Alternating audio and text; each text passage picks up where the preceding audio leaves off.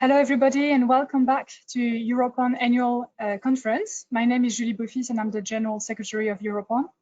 So this afternoon, we will be talking about e-mobility as well as the angle of the consumers and consumer empowerment in particular, because this is a growing topic for us electrical contractors.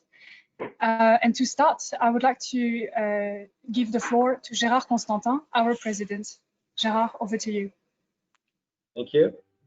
Good afternoon, everyone. Welcome to the second part of EuropeOn Annual Conference. Following our fruitful discussions this morning on skills, the renovation wave and recovery, we now turn our attention to electromobility. I am looking forward to this session as this is a relevantly new segment for electrical contractors. Electric vehicles sales have surged only in the past few years, giving rise to a new e-mobility value chain and new business opportunities for electrical contractors. As transport will inevitably move toward zero-emission alternatives, this segment stands to grow exponentially and become a true job creator. In a report from 2018, we estimated that over 1,000 could be created in our sector thanks to the e-mobility by 2030 in Europe.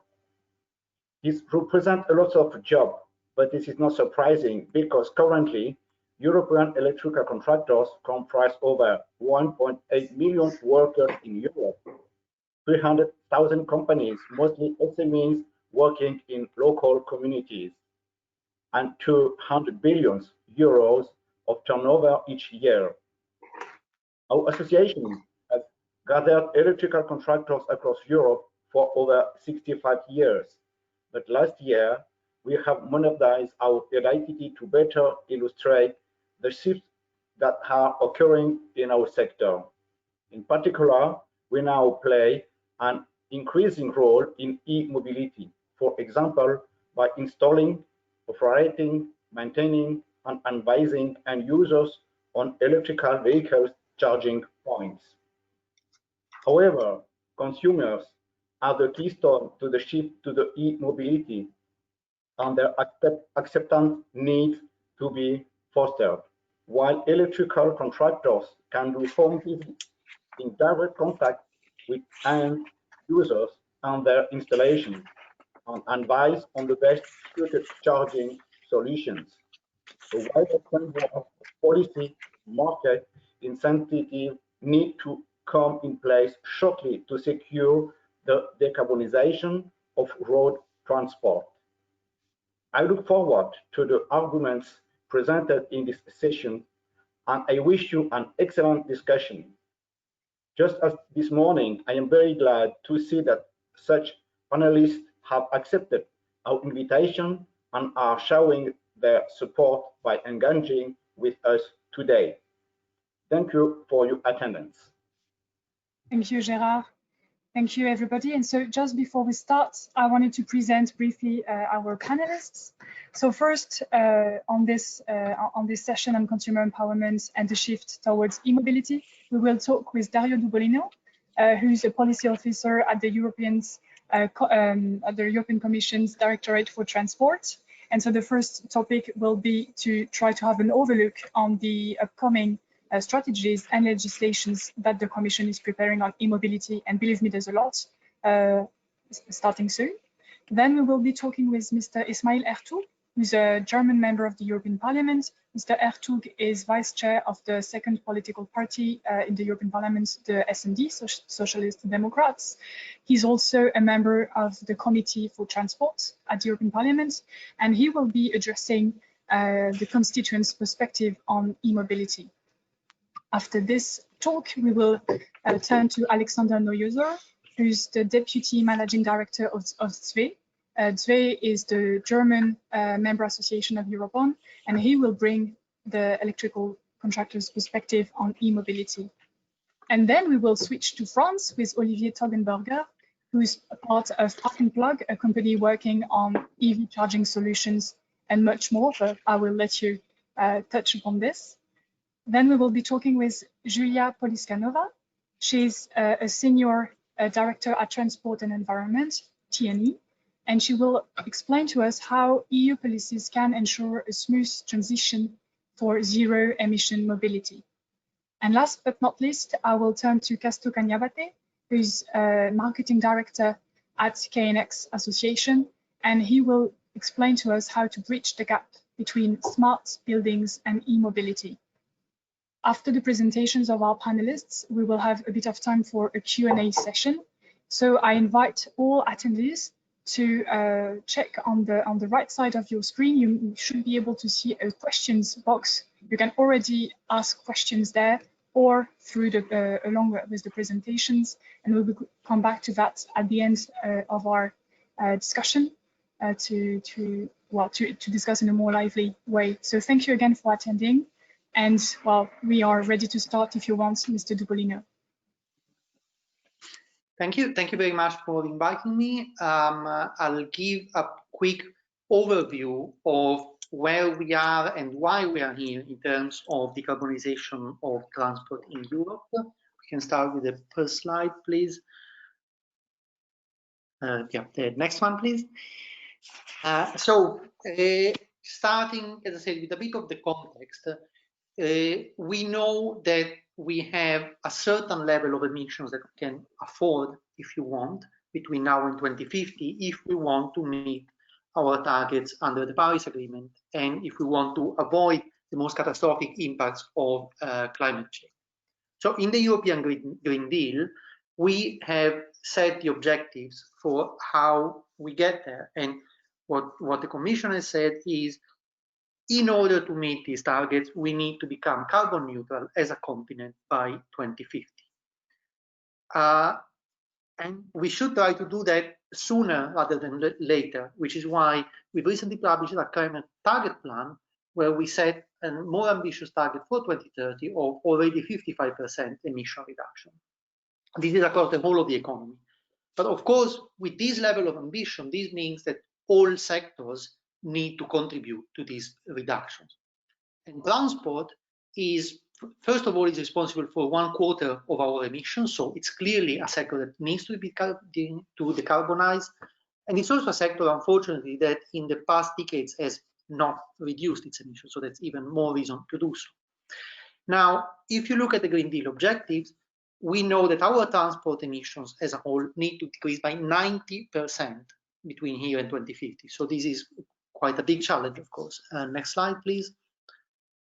In the Green Deal, we also give something of a vision, if you want, of how does our mobility need to change to reach this target. And one thing that has to be clear, we're not just talking about switching one-to-one diesel cars with electric cars. We need the whole system to improve. It needs to become more efficient as a whole. We need multimodality. We need more public transport, a shift towards the transport modes with lower emissions. So, for example, shifting freight from road to rail and inland waterways, better organization overall, so automated and connected mobility, new services. We need the prices of our transport to reflect the real external costs and the impacts on health and on environment. And we need, of course, a much faster deployment of clean vehicles and alternative fuels. Next slide, please. Now, what does it mean for the different modes? First of all, it means that all modes need to contribute. And somehow, when we look at the current situation, the current technology in the market, we can see two sets somehow. When we look at road, we can see already for road transport that we have the technology is there already for zero emission. And we need conventional cars and vans and buses and a bit more slowly maybe trucks to be displaced and replaced by zero emission vehicles. This would be more, at the moment, this is mostly battery electric, especially for cars, vans and buses. When we look at trucks, especially for heavy duty long haul freight, this can be probably a combination of battery electric and hydrogen fuel cell. We need to see. We take a technologically neutral approach, of course, so these need to be zero emission, but then what technology is chosen will be the market. When we look at aviation and maritime, however, the situation is a bit different because there we do not really have zero emission technologies on the market at the moment. So here it's, and the life cycle of the vessels and airplanes means that this will take longer. So here the focus in the first phase will be on improving the efficiency, both of the operations and of the vessels and airplanes, and increased use of renewable and low carbon fuels that can be used with the current technology of vessels and planes. Next, please. So looking at road now, as I say, the technologies that already we see a growing number of electric cars being registered every year. We see also manufacturers announcing new models quite fast, including going towards the trucks and the heavier segments that are the harder ones to electrify. And we have a set of policies in place that are driving this transition. I think the key element here is the CO2 emission performance standards for both light and heavy duty vehicles. These set emission reduction targets for 2025 and 2030. And already with the current level of ambition, we know that this will require a growing share of zero emission vehicles to meet these targets. So that is already pushing in that direction. We've announced already that we will increase the ambition with a proposal next year to accelerate further this transition. We also have air pollutant standards, the Euro 6. We will look at the post Euro 6, that's also another driver in this transition. We have the Clean Vehicles Directive that's using public procurement to accelerate the deployment of clean vehicles, especially in the bus segment, where public procurement is 70% of the market. So if we shift towards zero emission there, we are really changing the market. And we have the Alternative Fuels Infrastructure Directive, which I will now look into in more detail. On the next slide, please. As I said, we have the CO2 emission standards. We have this framework in place that will accelerate a transition towards zero emission vehicles. As we see a growing number of, at the moment, battery electric vehicles in particular, we will need the right infrastructure. This is quite clear. That's a key element that is needed if we want this transition to be successful. At core, the Alternative Fuel Infrastructure Directive aims at ensuring that a consumer driving across Europe with an electric vehicle or a hydrogen vehicle is able to recharge or refuel as easily as it is today with a diesel or a petrol vehicle. That is a key requirement if we want people to buy into this transition. And this also means that we need interoperability of the infrastructure and of the services. And this is crucial now. We need this infrastructure to be able to handle the increased demand that we expect to see in the coming years. Next slide, please. Now, the Alternative Fuel Infrastructure Directive was adopted in 2014. And at that time, electric vehicles, hydrogen vehicles were still in a much earlier phase. So it is quite clear that now, with an increased level of ambition, with growing shares of zero-emission vehicles, we need to also adapt the directive. Now, we have an evaluation of the current directive ongoing. We, as Commission, we are required to publish a report on the application of the current directive today. Actually, the chance will have it. Unfortunately, we are not publishing it today. It will come at the beginning of the next year. This relies, among others, on the reports from the member states. We've had some delays there, so it is slightly delayed, but at the beginning of 2021, we will have it. However, this also feeds into our broader thinking and has helped us already identify some of the key needs and shortcomings. First of all, when the directive was adopted, we set indicative targets for the coverage of infrastructure. We know now that we need clearer targets, more ambition, but also we need to reflect better on what metrics we use for these targets. And this is a quantitative element, if you want. How many charging points do you need for a certain number of vehicles to be able to operate? Or what is the distance between the charging points that allows the smooth operation, etc.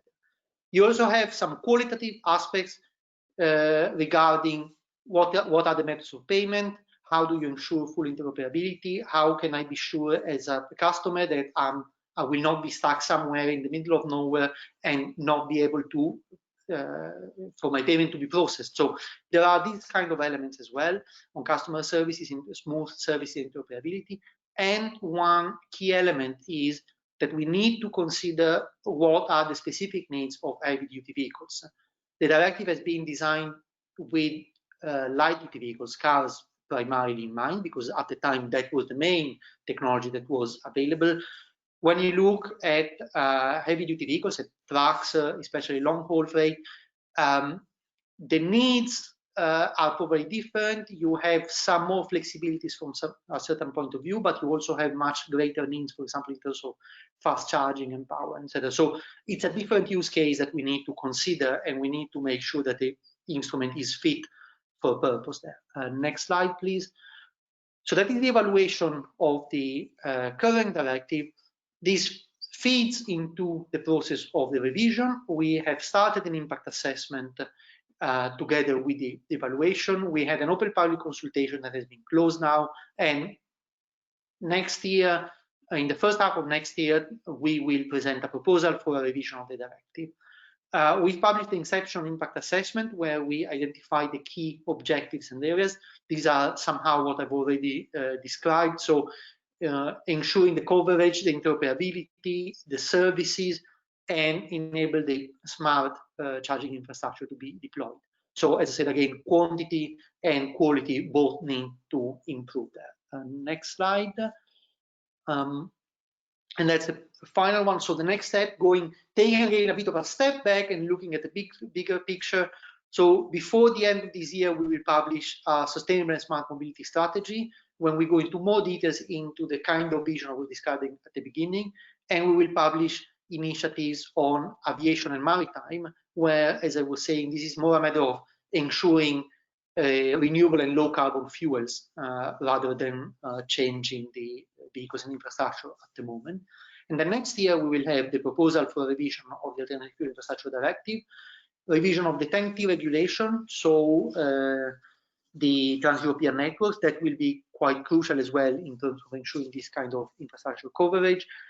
I mentioned already the CO2 emission performance standards and the air pollutant rules, and also a proposal for revision of the Renewable Energy Directive, which is also relevant because, of course, it touches upon the share of renewable energy in transport.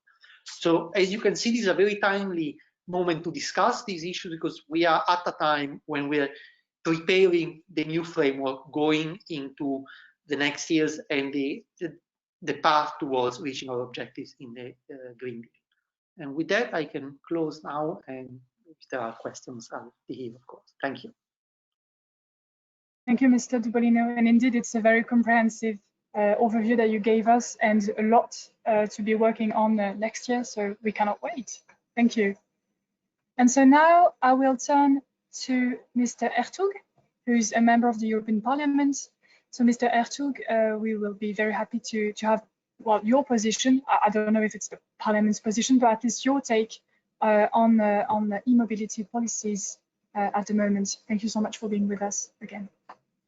Yes, thank you very much, first of all, to Usually for organizing this event, and thank you to Dario as well for the good overview and summary for that, what we are waiting for. And you gave me the question, constituents' expectations from EU mobility policy. This is exciting because this is the yeah, I wouldn't say this is the solution in the end. If we do it well, then the problem could be solved, and we can try to upscale this industry and this technology. But this is only possible if we convince the consumers, if we put the consumers onto the center of the expectation. So when we talk about consumers, we have to take serious the consumers' concerns regarding the e-mobility, and we all know this, that this concerns have been before.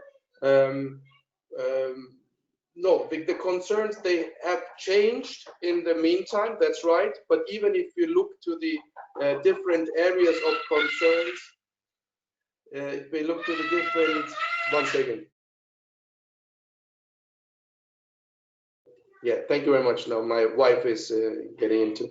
So if we look to the concerns, we see the same concerns, they are ongoing. And I would like to give you some examples on last year's Deloitte study. That was really impressive to see where the different consumer concerns are. First, the driving range, as always. Second, the cost for the vehicle. Third, the time required to charge for charging. And fourth, the lack of infrastructure. And Dario has explained us ways how we can overcome that in this last slide. When it comes to the driving range, we see in the different member states that the Deloitte study made this on basis of Germany, Italy, France, and UK at that time. We see, for example, in Germany, 33% of the people last year they have given the range as argued as the range as the main concern. In the meantime, we have good news. That does mean we have companies and OEMs who are producing cars who are able now to drive more than 400 kilometers without charging. So that does mean if you are a normal average person, it should be enough to have a range over 400 kilometers. I don't want to make some promotion for the companies, but we have Volkswagen with the ID3 or even the Kona of Hyundai. They have already today a range over 400 kilometers. The second topic what I want to raise is the cost issue. Even there, we have now the situation that the member states, not only because of the pandemic, also before, they have given some incentives throughout the European Union. And maybe you have followed it yesterday. Even in Germany, we had the big how can I say, conference of the OEMs of the industry together with the government. And now in Germany, for example, the incentive up to 9,000 euros, which was initially planned until 2021, is now exceeded to 2025. An additional 3 billion euros will go into this kind of incentive. That shows us that this is a good tool and it works. We see it in Germany and we see it all around the European Union when you look to the registration of the BEVs and PHEVs until 2025. So if you talk to the stakeholders and the experts, you see they expect a cost parity by 2025 between the combustion engine and the electric vehicles. So these are important steps towards to overcome the concerns of the people. And I just want to make one remark on an issue which I think will be important: the second-hand vehicles mass market. If we don't establish a second-hand market, it will be difficult to upscale and to fill in the market with electric and zero-emission vehicles. Therefore, we should think about it as well. Third main topic is that the charging time, the time which is required to charge.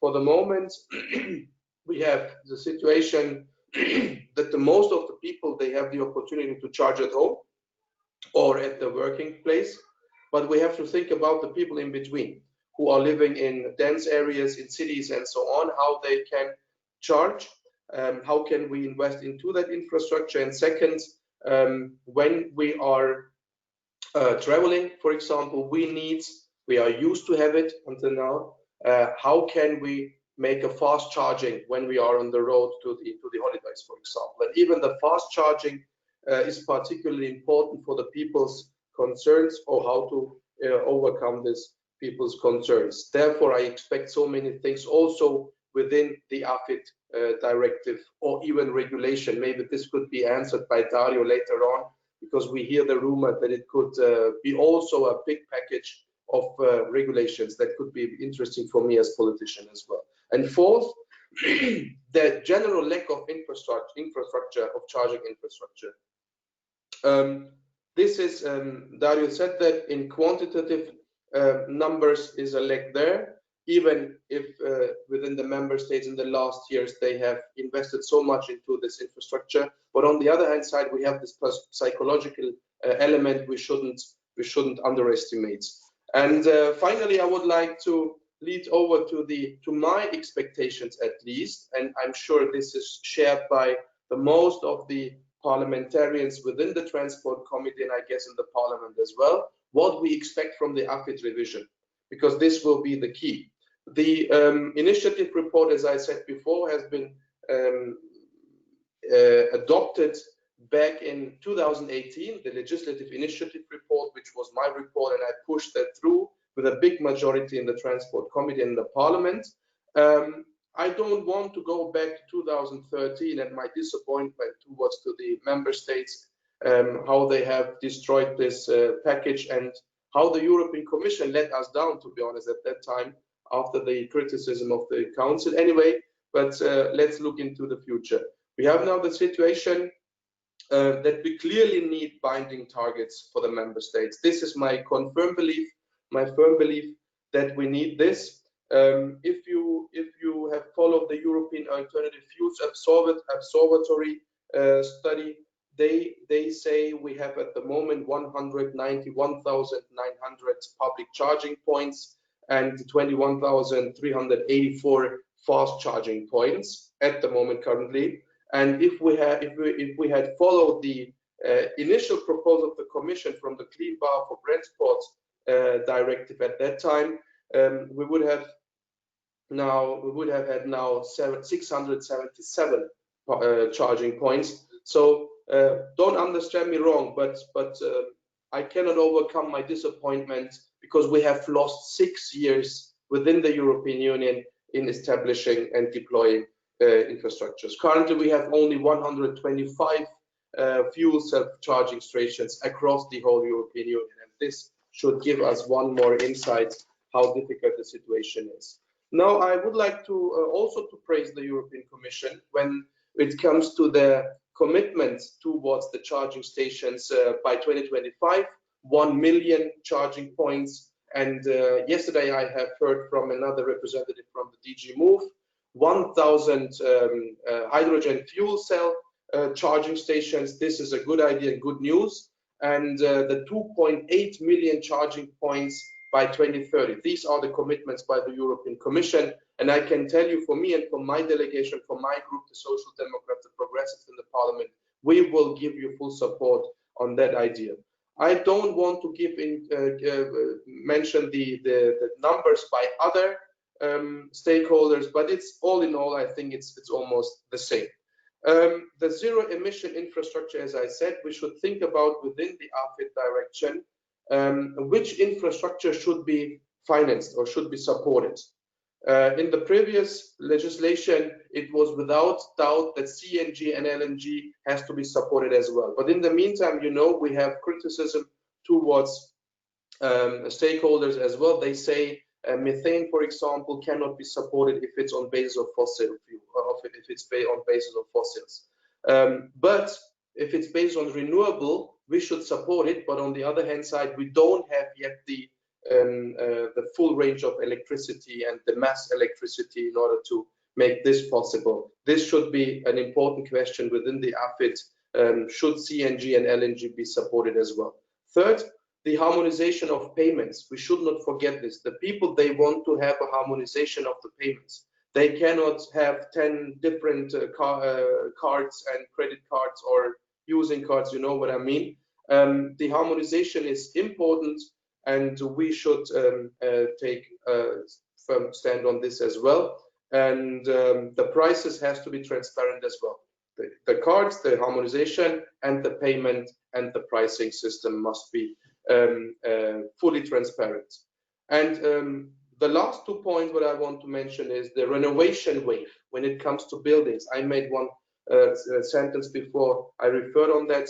When we talk about the charging infrastructure, we should think about the people who live in a big city, who live in an apartment, who don't have an own garage, who don't have an own charging place. So for that, we have to deliver something as well in order to make this successfully.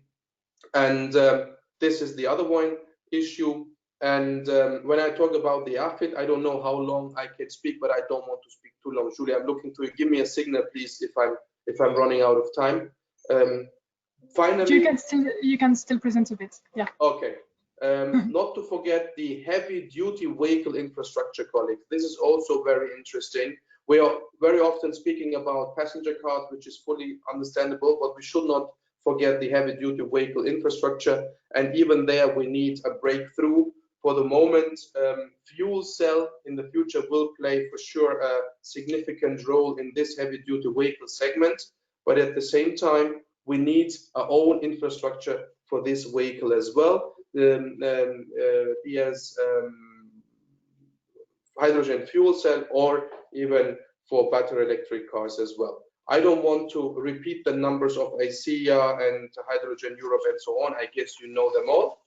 And finally, I want to say that the European Parliament and the Transport Committee in the European Parliament, we are really expecting and waiting and are exciting for the legislation which is foreseen for the first and second quarter of 2021. I can tell you my fully support for everything which goes progressive into the future, which at the same time gives our industries the opportunity to transform themselves in due time, and at the same time supporting all the ideas from the member states which goes into that direction. Thank you very much for having me, and I'm really excited to hear from the other speakers. Thanks a lot. Bye-bye. Thank you so much, Mr. Ertug.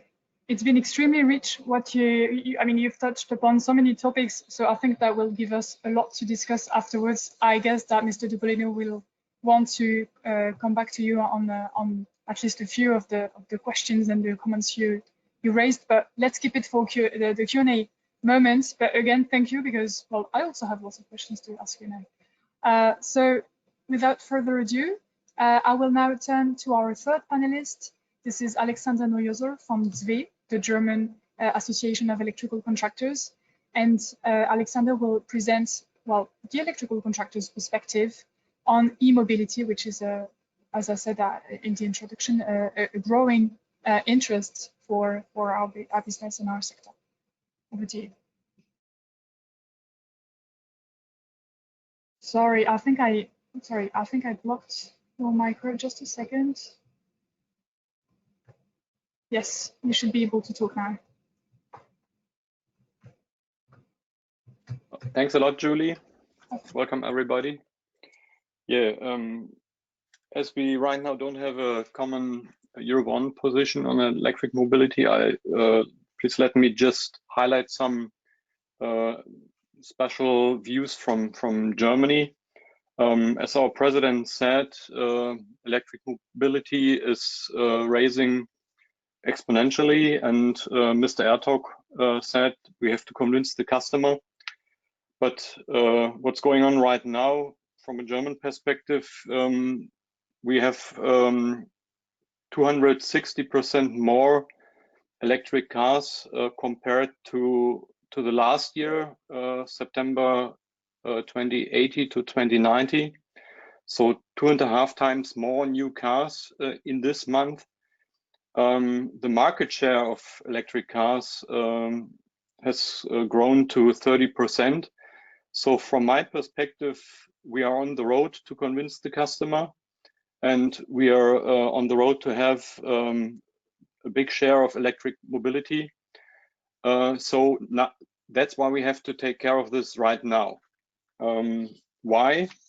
Next slide, please. Yeah, we've heard about it.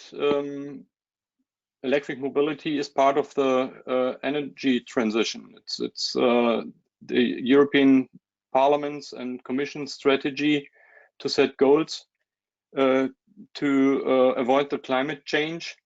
What we need to reach that is we need an energy transition. We need renewable, and the production is mainly electricity. So everyone wants to have the renewable electricity in the future, but the production potential right now is limited. It's volatile, and it's sometimes one problem is that electricity is difficult to store, and therefore we need to manage electricity. We need to find storage possibilities, and we have to increase efficiency, which is when it comes on transport, and when we talk about hydrogen, I come back on that later, a very important key matter. Next slide. What we are doing and what especially our companies are able to do is to support the sector coupling. Everybody knows right now that if we keep everything in the sector, we will not reach the goals of the energy transition, and especially transport, the transport sector, the mobility sector has to be linked to the building sector. We have a lot of local decentralized production of renewable energy, which can be used directly in electric cars. Our companies are able to implement the energy management to do that. I think that in the future we need the batteries from the cars to support the energy transition to stabilize the grid. And also the car batteries can be used locally for the local energy management. Next slide, please. Very important for us is the so-called prosumer model, because that's like it's a very important thing for our society. Everyone can be part of the energy transition. If he's the owner of a building, he can produce his own energy, he can sell it on the market, and in the future he can use the car to store the energy and sell it in times where it is where it is needed. So one of our requirements for the prosumer model is that we need to lower the bureaucracy and to lower the cost. We must prevent, we must implement prosumer models which are easy to handle for everyone. That means that, for example, expensive measurement technology should be avoided, and whenever the prosumer would like to contribute to the market, the handling fee and the bureaucracy has to be as low as possible. Next slide, please. Yeah, already mentioned, what we need is really a lot of charging points. This is maybe Ms. Poliscanova can tell us more about it. It's numbers from transport and environment. 219, around 185,000 public charging points. In 25, 1.3 million needed. 2030, around 3 million needed. So that's a lot of work to be done. Our companies can help to build this public infrastructure, but also certainly the private infrastructure. But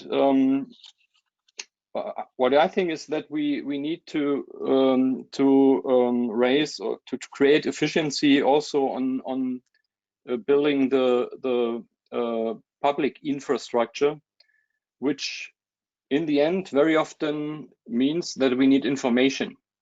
So one very important point for our companies is that they have to know where it is possible to build charging infrastructure.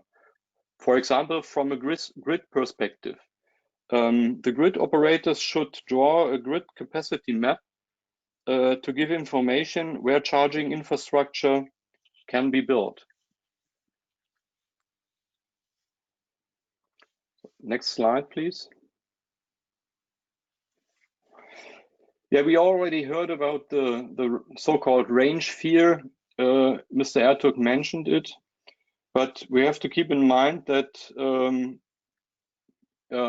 European-wide, the people using their cars have in average 3 rides per day and 30 to 40 kilometers riding the car per day. Only 1% of all rides are more than 100 kilometers. So what we think is that electric mobility is a good technology to cover most of the needs of the people. And we have to keep that in mind when we are talking about the current hydrogen strategy. For us, certainly hydrogen will play an important role in the European energy supply, and even our electrical contractors provide services for the industry. In Germany, it's 35%. So I believe that German electrical contractors also will contribute to building up a hydrogen infrastructure. But we know that hydrogen is very precious. We know that we have to import a lot of energy also in the future, and using hydrogen is not always the most efficient use of the energy. The direct use of electricity, for example, in electric cars, is more efficient than using hydrogen fuel cell cars. And as I said, if most of the needs of the, especially the private personal cars can be covered by battery electric, I think it's very important to draw a map and a detailed and more tired plan for the hydrogen strategy. We really have to answer the question, where do we need hydrogen and where do we not need hydrogen energy?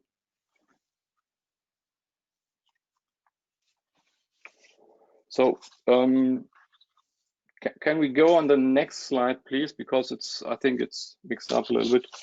So yeah, electric mobility has some additional key benefits. I mentioned some, but we have to take a look in the future. For example, the inductive charging is very interesting use case for electric mobility. The digital appliances like plug and charge is a very interesting appliance for electric mobility.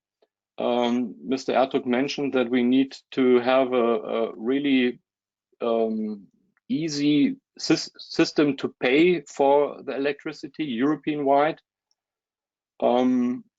Charging at home and charging at work will be around 70 to 80%. So we can avoid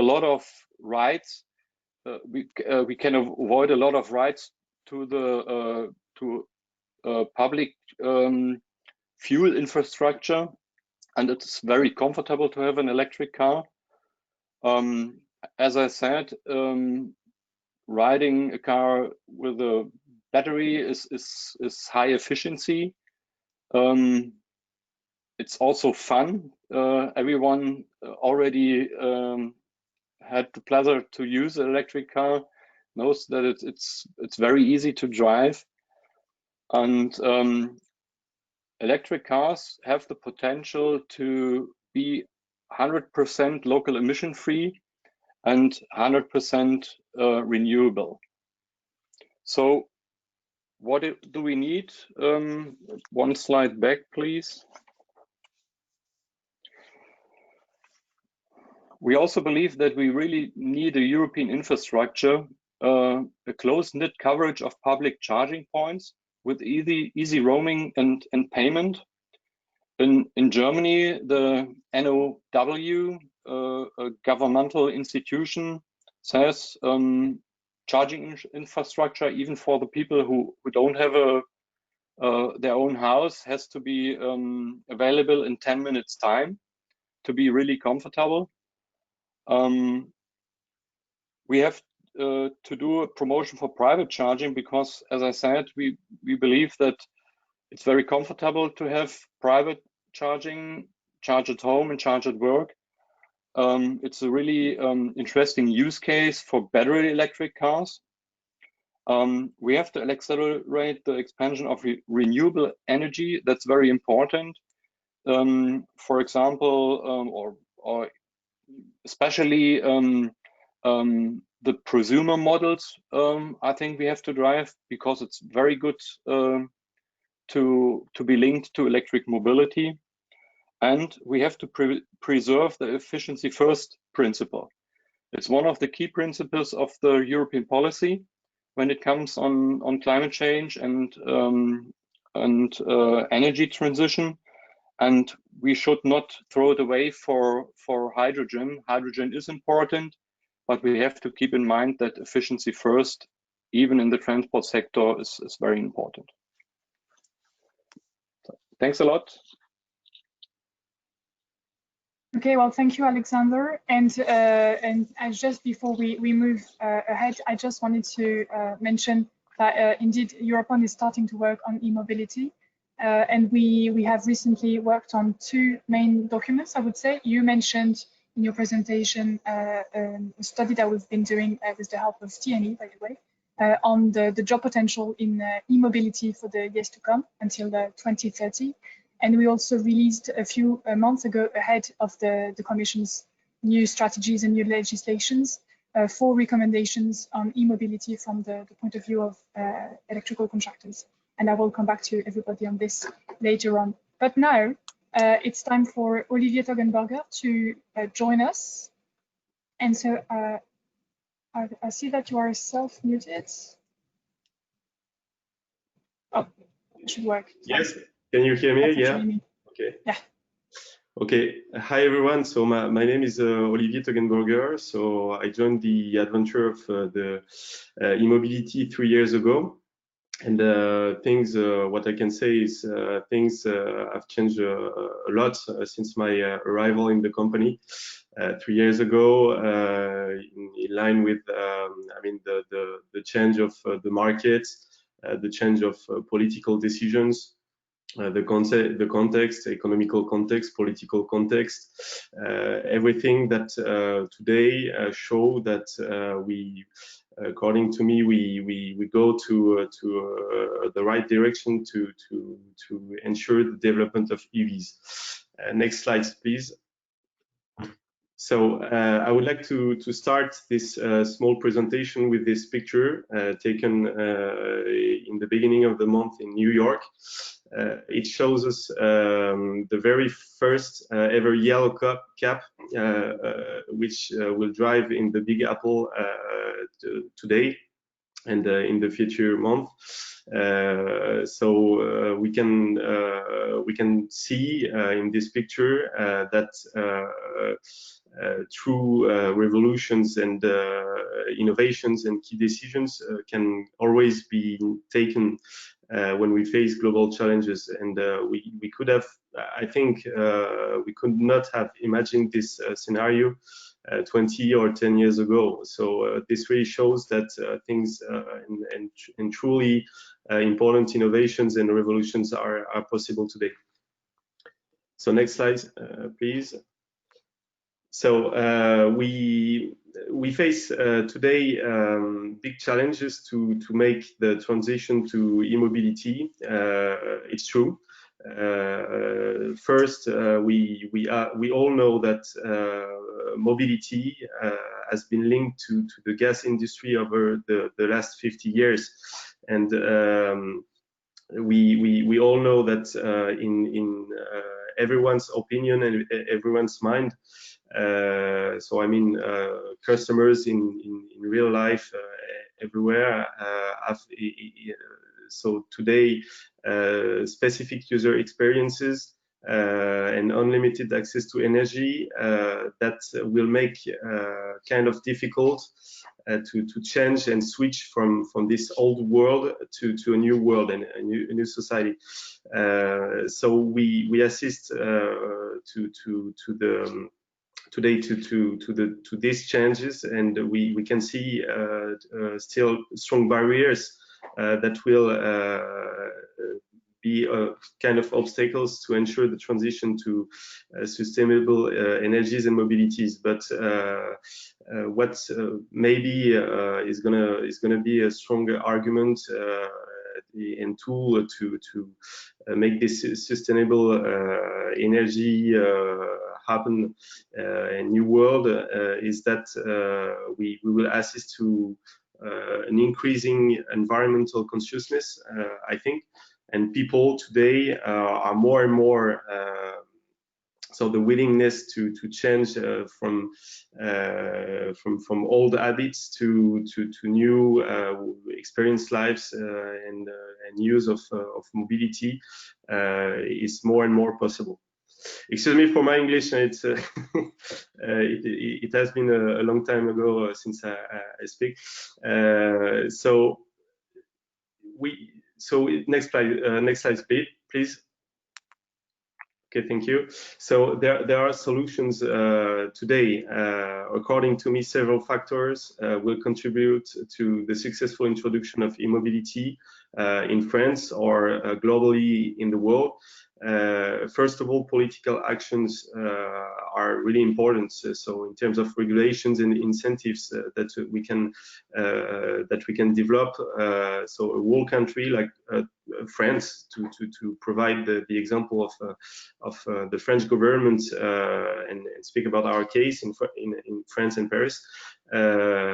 We really assist and observe this strong action of the government over the last decade.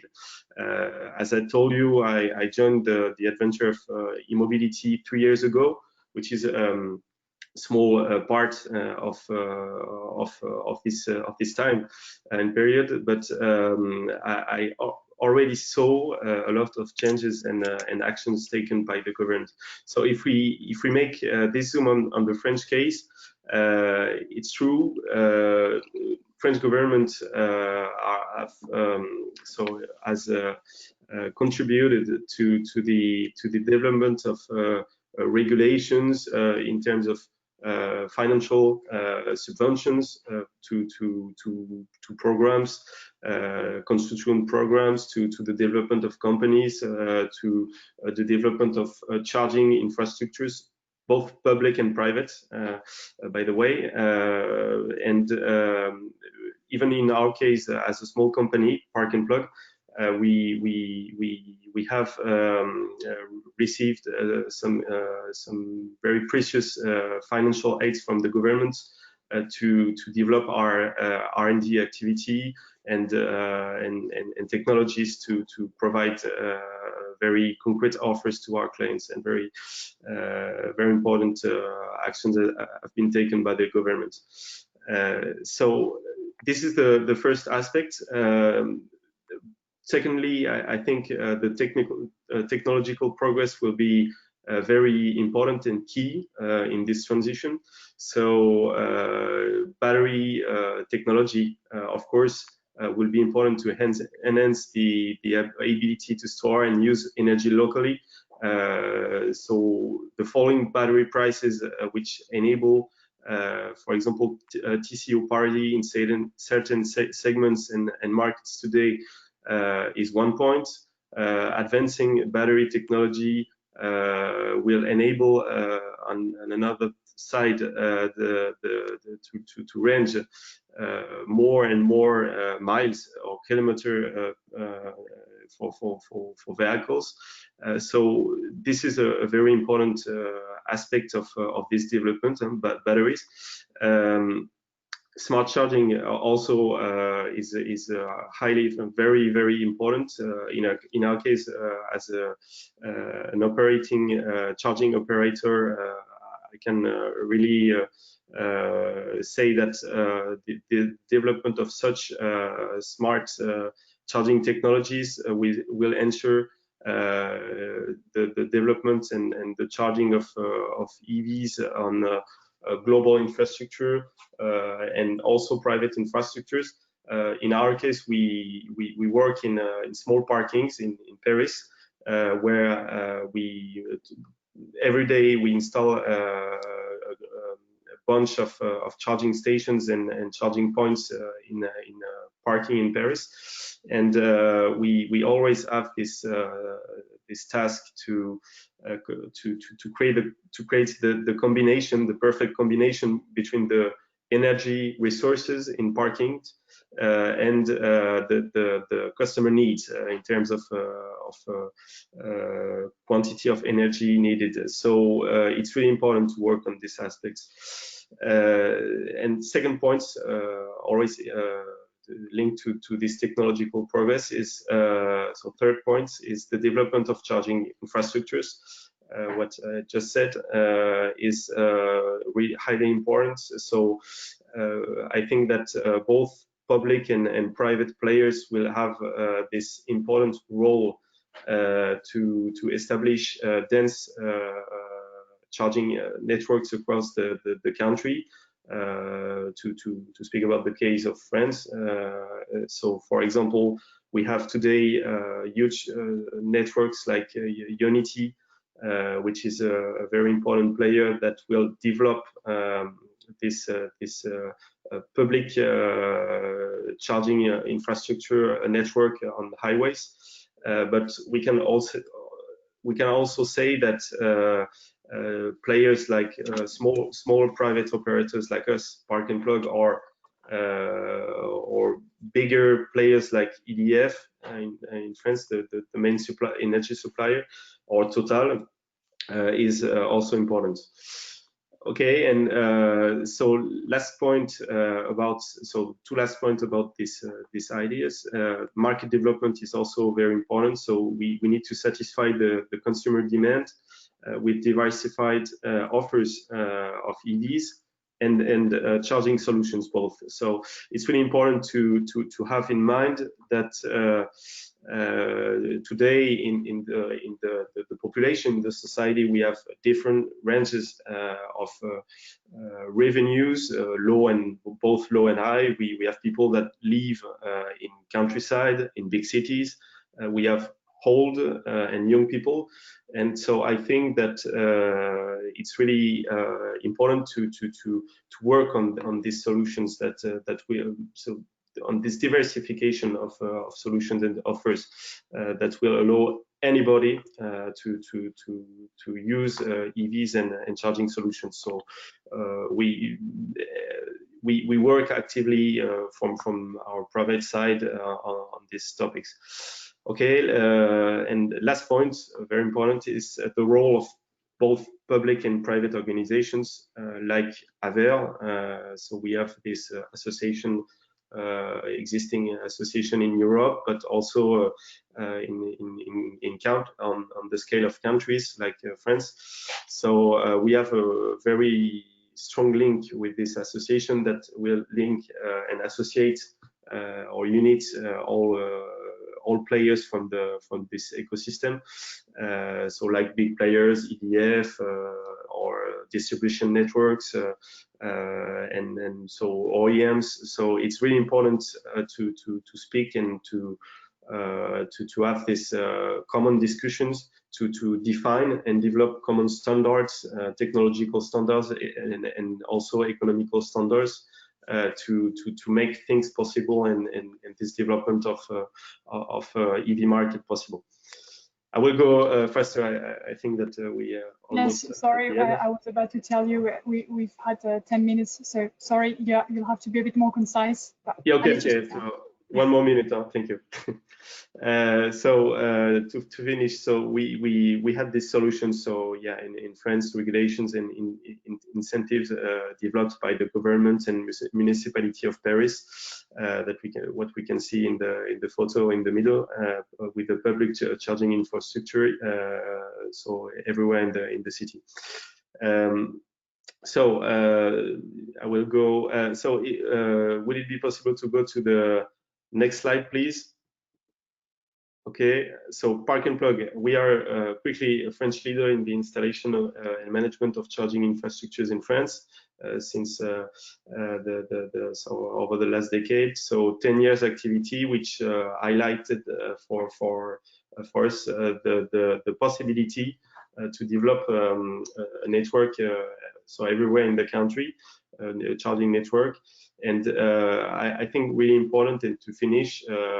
So the point that we worked on key projects, so innovative projects with public organizations like Enedis and ADEME in France, which were proof that it's possible today to make this development of innovative charging ways possible.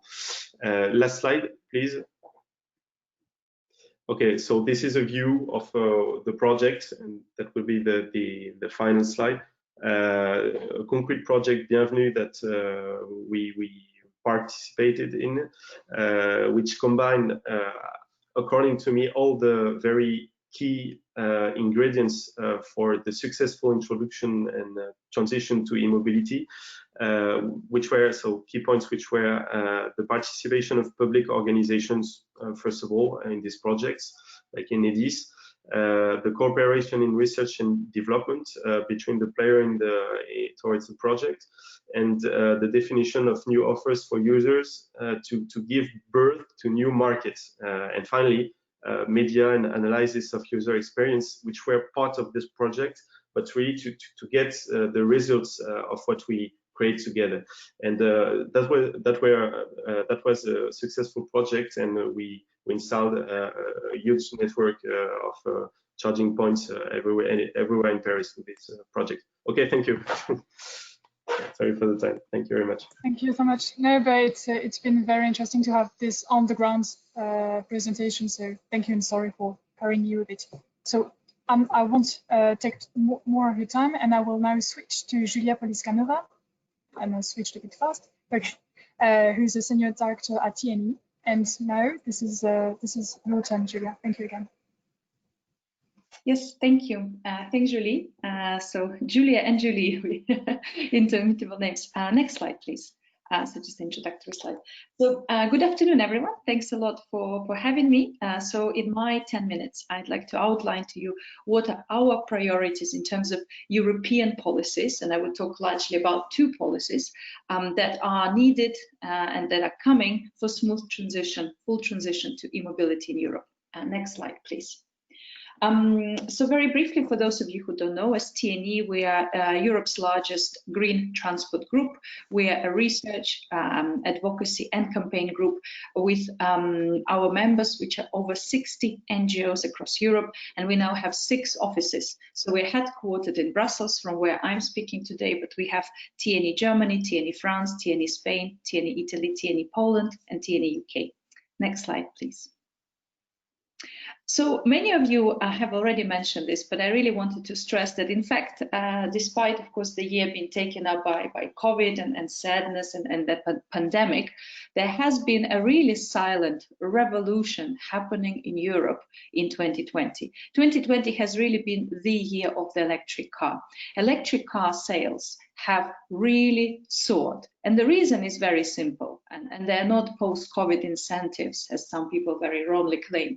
The reasons are the European car CO2 standards, the standards that kicked in January. And you have here, so I've taken this data actually from ASEA, European Car Industry Association, on the quarterly registrations of electric vehicles. So this largely are batteries and plug-in hybrid vehicles. And you can really see that the massive ramp up all across Europe and key automotive markets in sales is really happening in Q1 2020. This has been why we actually are seeing now, and I'll show you in a second, all the affordable models coming to Europe. So it is not that there was suddenly a change of heart. In fact, we had the regulation that really required the car makers. And today the CO2 standards is actually not just an effective climate tool, but it is also a modern day industrial policy as well. Next slide, please. So the reason why the consumers have suddenly flocked to electric vehicles, even though for years we heard that there is no demand, in fact, the reason is that finally there was supply of these vehicles. We already saw last year, so in 2019, that investments into electric vehicles and batteries in Europe have actually been higher than in China. We have seen 60 billion invested in 1 year alone because of the industry preparing to meet the standards. That's how it's also an industrial policy. And we also saw many models being placed on the market.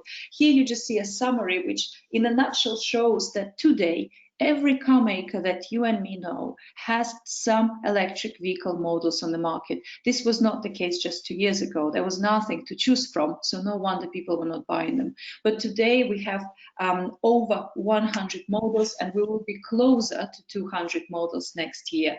And because we have so many models, the offer is better, they're becoming more affordable. We see more and more models exactly in the middle range, so segments B, C, D, where most people are buying cars.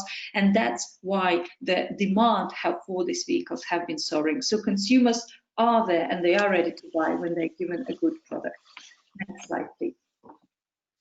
But there is a tremendous risk at the moment. In fact, we have created in the last 2 years, and we are creating a really healthy, soaring market.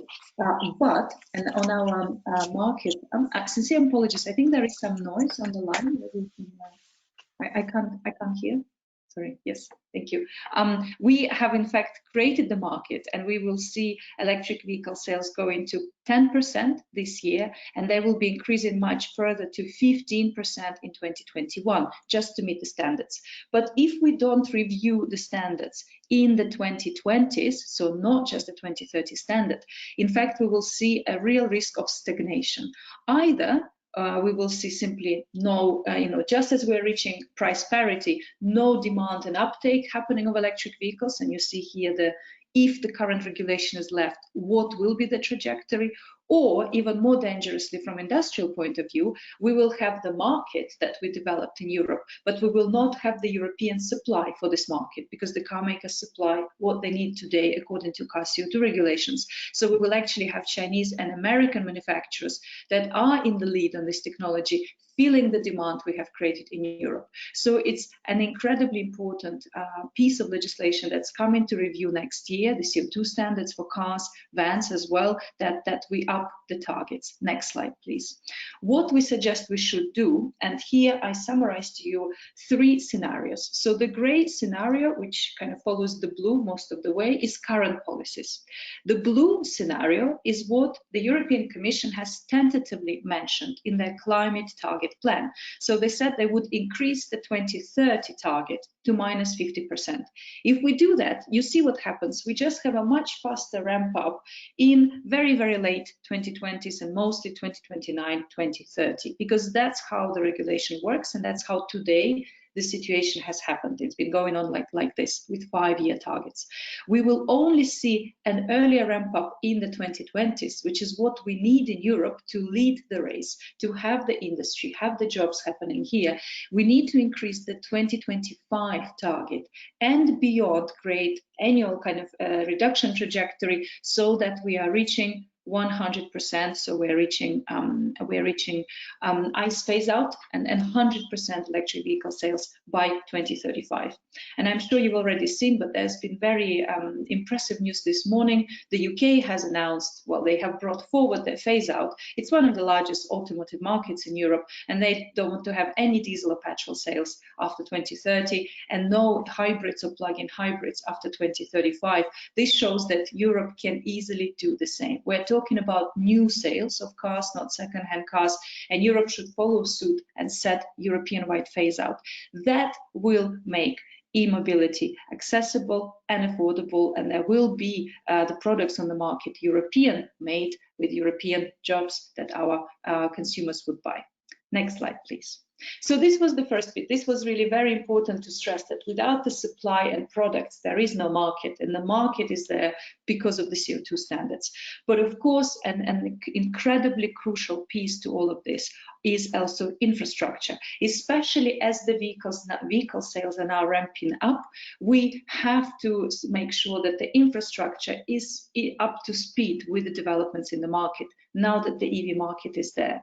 The current directive is, I mean, it is outdated, and I think we all know that it's time indeed to review that. No one knew how fast e-mobility will develop in 2020. What is very important to us, I maybe give you some time to look at our overall vision when it comes to cars, so home and work, commercial properties. I think Commissioner calls them public parking places in their upcoming consultation on this. Then we have charging hubs in cities and the intercity vision, and for all of this we have recommendations. I will focus on a number of key recommendations here from our side. First of all, I think it's really important that we, as we have internal market for goods, for services in various ways, we must have single charging market for all Europeans, so that it's as easy to charge your car, whether you're in Romania, Latvia or Germany, as it is today to actually drive with a petrol car. You fuel, you don't actually care where country you are, you know how it works. And for this, we very much advocate for the directive to become a regulation for a much faster and also much more harmonized implementation across Europe. So that's very important. We also don't think that it's time now, given the Green Deal and the speed of transition to zero emissions, to be talking about all alternative fuels in the same way. When it comes to cars, from the production data that we see, so not predicting the market, but actually production, the cars that car makers plan in the next 5 to 7 years, the vast majority, over 99% of what we call alternative fuels, will be electric vehicles, battery and plug-in hybrid.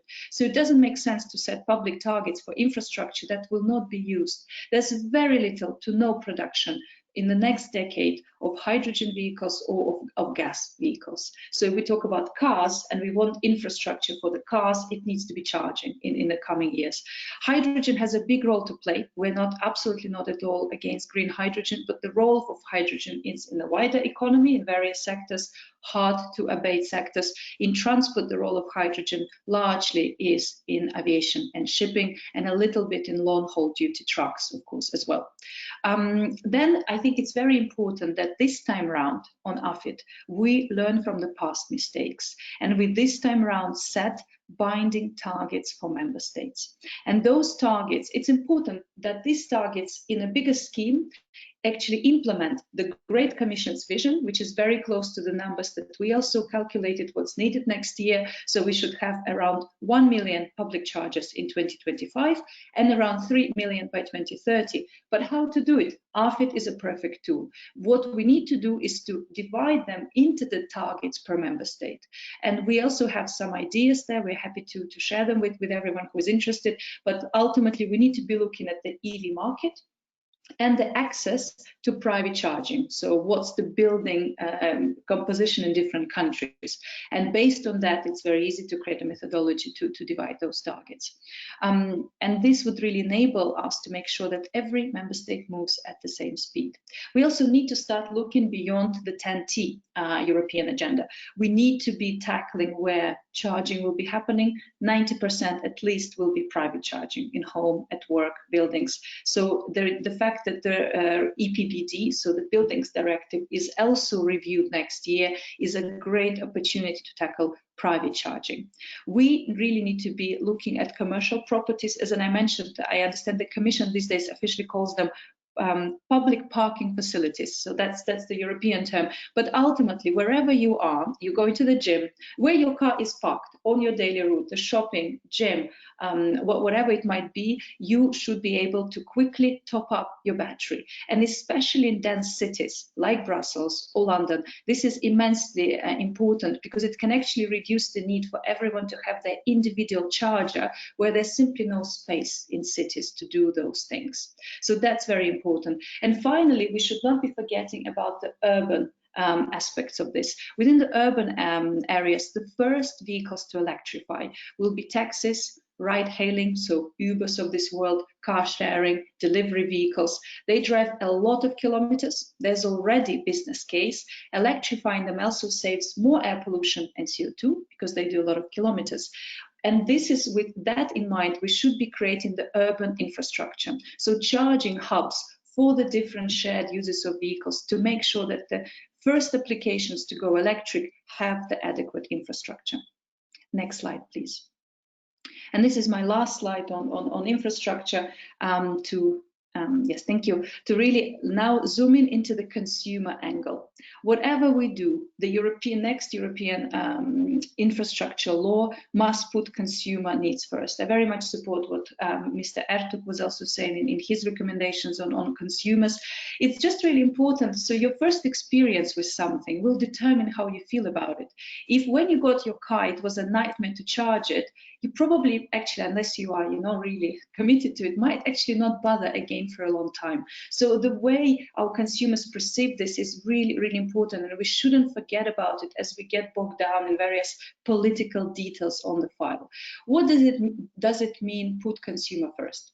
Right to plug, it already exists in some countries, but it must be enshrined into European law that as an owner, when I get a vehicle, I should have the right to ask for a charge point, whether to my local authority, whether to my syndicat, and that charge point should be installed, provided some conditions are met, so I don't have another charge point already, in a very short period of time. That's very important. It's also very important that, especially when we talk about publicly accessible infrastructure that benefited from public support, there is maintenance and uptime requirements. So we don't just build it and it never works. It's there and it's actually delivering.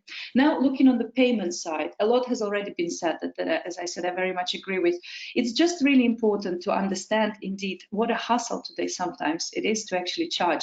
We as Europeans, before lockdowns and COVID, especially I think in our Brussels community, we were in a different city almost every weekend sometimes. And if you require 20,000 different applications just to charge your car, it's just not going to happen. So it's incredibly important to, first of all, allow just ad hoc payments. If I just go somewhere, just as I can today buy an ad hoc metro ticket, and I don't need to have a yearly membership of that metro service in a city, I should be able to just charge ad hoc. It's also very important that pricing is comprehensible and transparent to consumers. They know before they charge what it will cost them and what is the composition.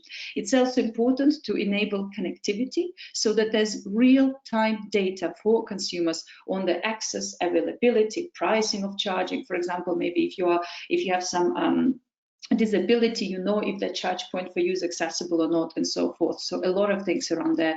All this must be underpinned by strong connectivity requirements. It is needed in the AFID AFID regulation, we hope, directive today, without completely free of charge access to data, whether it's on a roaming platform or a contractual obligation between charging operators, doesn't matter.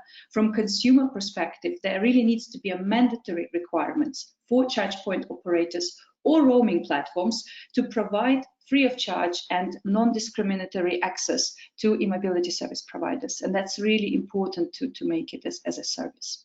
So I'll stop here. This is some of our key recommendations, which I think gives a lot of food for thought, and we are very much awaiting the proposals from the European Commission. I think it's probably, if there's one area where we all agree, the power industry, contractors, car makers, NGOs, is that we really want the infrastructure law ambitiously and very soon. So thanks very much for your time, and I look forward to the questions. Thank you so much, Julia. Just before we turn to Castor, is it okay for you if we just take a few seconds, for Mr. Dubolino to answer to Mr. Ertug, because I understand that Mr. Ertug will have to leave us very soon. So if he wants to have a chance to have a feedback, is it okay for you, Castor, if we just wait a bit more? Sorry. Okay, well, I see that you are nodding, so I take it as a yes. So, Mr. Dubolino, I would like to let you the occasion to maybe come back a bit to Mr. Ertug's questions. Well, there were many, but if you want to go ahead. Yeah. Okay. Yes. Thank you. Yes. So yeah, Mr. Ertug, you mentioned quite a few points. I'll try to cover most of them if I can. The question about the possibility of a regulation, I think that is one of the options that would be considered. We do not have a decision there at the moment, but I would say for some elements, if you look at the current directive and the discussion and what we have in the inception impact assessment, there are some elements that might justify a regulation, other that might still fit better in a directive. I think it's still quite an open question here. Both you and Mrs. Poliscanova mentioned mandatory targets. That was also something that we already somehow discussed. It's a possibility for sure. I think there are two questions there. One is, do we need a mandatory target? If so, at which level? And what kind of metrics would we need to use, and what would we need to cover, and what would be better left more open? You know, in the current directive, indeed, the Commission had suggested mandatory target back in the day, but one element that I personally think has evolved quite a lot in the meantime is our understanding of the needs per vehicle. Back in the day when this directive, the current directive, was initially proposed, we suggested this, what is now an indicative objective of 1 charging point per 10 vehicles. That was based on a very limited experience, because back in the day you did not really have anywhere a mature market for electric vehicles. Is this still relevant? Do we need something else? How does it work for heavy duty vehicles? So I think there's two questions there. One is whether a target is mandatory or not, but also which kind of target. The question of natural gas and, well, whether we should focus only on zero emission vehicles, this has emerged very prominently in the answer to the open public consultation, where we had a very high number of respondents saying we should only have zero emission vehicles in there, zero emission fuels, and a comparable number saying we really still need natural gas and other fuels to be in there and maybe extended. So that, I think, I cannot say what will be in our proposal right now, but I think, to be honest, whatever we put in the proposal, I think we can all expect that this will be a big part of the discussions with the co-legislators. We've also heard from member states, from members of the European Parliament. So I think that is a discussion that will be on the table, irrespective of what is in the initial Commission proposal. The payments, that is indeed a very important issue. Payments and services in general, we need, I think the way Poliscanova just presented is very much in line with our thinking. You need to have a system where you're confident that wherever you're driving, you're able to pay without too many problems, without being charged a ridiculously high amount, without having to log in or create an account somewhere in a different language, maybe from your own, etc., etc. I think that is more a question of what is the best way to ensure that, rather than, I mean, in terms of the objective, I think everyone around the table agrees on this. It's more how we get there, what is the right way. And I think similarly, when it comes to heavy duty vehicles, we definitely need to have the infrastructure in place. This is, again, in a way you can say this is a new market somehow. You have a different dynamics and different rules, and we need to really understand what is the best solution for that. I mean, on the one hand, of course, you have higher performance required in terms of the charging power and how fast you need to charge, especially for long haul, if you're charging during the 45 minutes mandatory break, for example. On the other hand,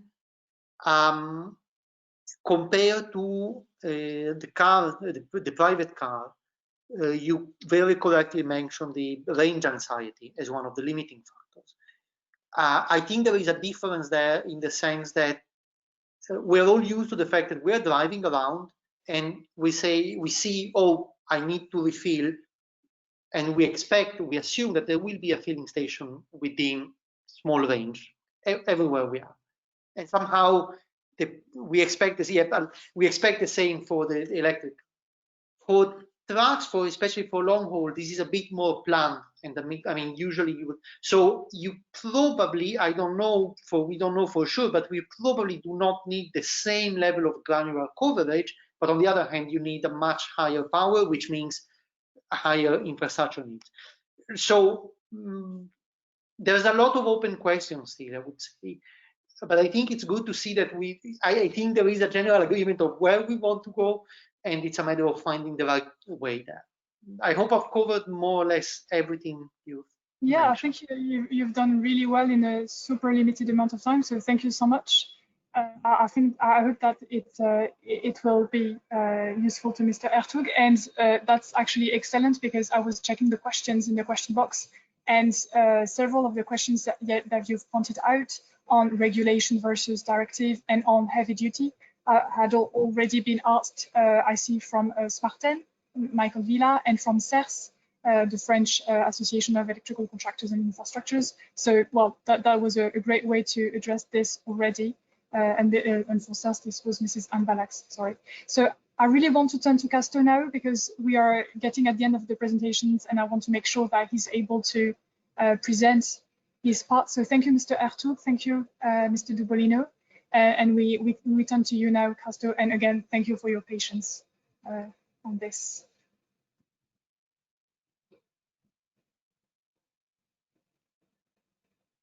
Yes, now you can speak. Sorry. Sorry. Yep.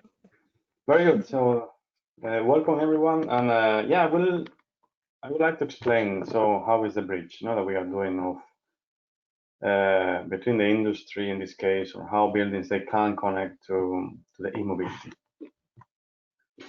Next slide. Yeah, if you can go to the next one, please.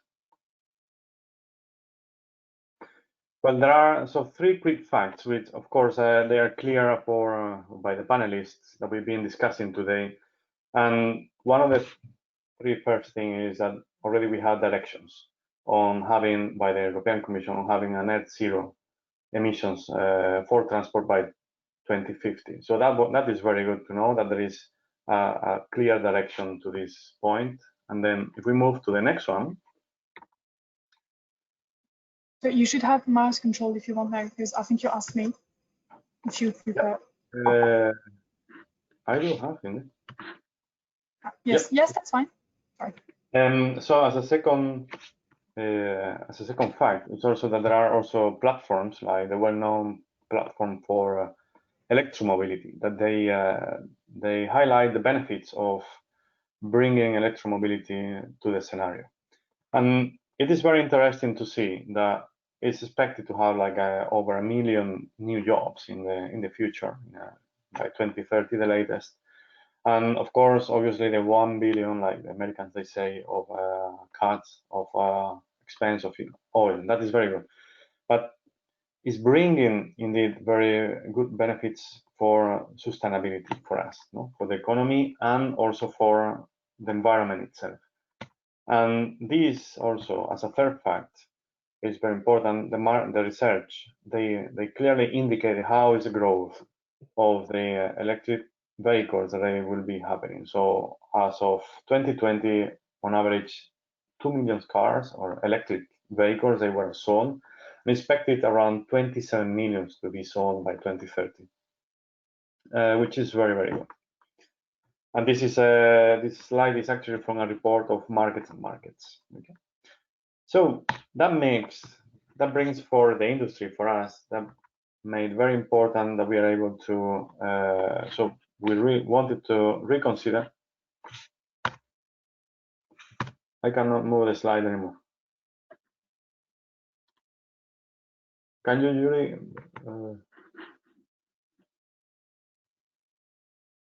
Yeah, okay. I will let you know, Yuri, then, because I couldn't move. So for us, for the industry, for KNX, we see that there is a change, of course, and it's very positive on towards electromobility, and that is in line to digitalization, something that also EuropeOn has been working very hard on that. So everything KNX, we are thinking to bring to extend the technology with or to make it to digitalize KNX in this case. So that will make the IP communication, which will also be cyber secure, because an aspect that during the sessions today wasn't really explained or discussed about. We have a lack of infrastructure, and that I agree, or resources, or at least for people to buy electric vehicles, but also for people to trust in electric vehicles and to trust in how to charge cars, how to make sure that these cars will be charged and these cars can be properly controlled. And this feeling is what we see from smart buildings itself and from the owners of a smart house, that they really we need to work more in this trust, cybersecurity via the IP in this case, so on the digital world. That brought us to the point of developing the